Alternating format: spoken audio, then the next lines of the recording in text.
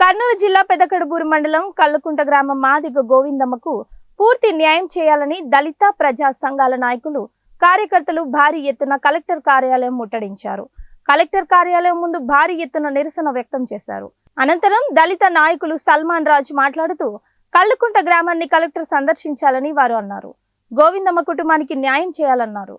100 మంది పైగా గోవిందమ్మపై దాడి చేస్తే పోలీసులు కేవలం 10 మందిపై మాత్రమే కేసులు నమోదు చేయడం చాలా దారుణమైన విషయమని వారు అన్నారు. మాదిగ గోవిందమ్మపై దాడి చేసిన వారందరిపై కేసు నమోదు చేసి వారందరినీ అరెస్టు చేయాలన్నారు. జిల్లా కలెక్టర్ కల్లుకుంట గ్రామాన్ని సందర్శించి గోవిందమ్మ కుటుంబానికి ఆర్థికంగా ఆదుకోవాలని, వారి కుటుంబానికి న్యాయం చేయాలని డిమాండ్ చేశారు. అనంతరం కలెక్టర్ను కలిసి వినతి పత్రం అందజేశారు. ఈ కార్యక్రమంలో దళిత ప్రజా సంఘాల నాయకులు, కార్యకర్తలు తదితరులు పాల్గొన్నారు.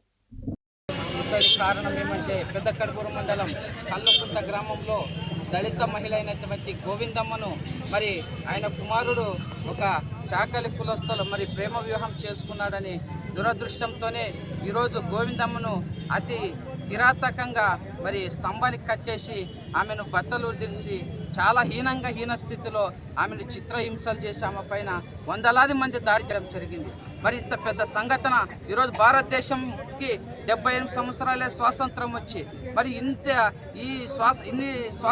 ఇన్ని రోజుల్లో కూడా ఇలాంటి సంఘటనలు జరుగుతుంటే కనీసం మరి కలెక్టర్ గారు కానీ, ఎస్పీ గారు కానీ మరి ఆ గ్రామాన్ని సందర్శించిన పాపన లేదు.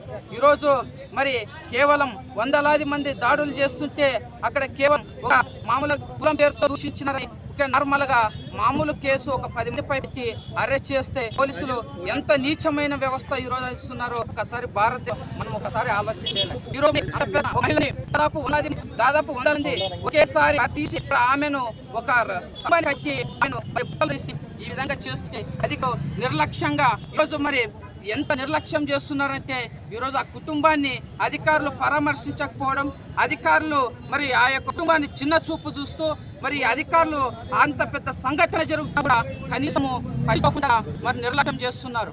అందుకోసమే ఈరోజు మరి అన్ని ప్రజా సంఘాలు, దళిత సంఘాలు ఈరోజు కలెక్టరేట్ ముట్టడించడం జరిగింది.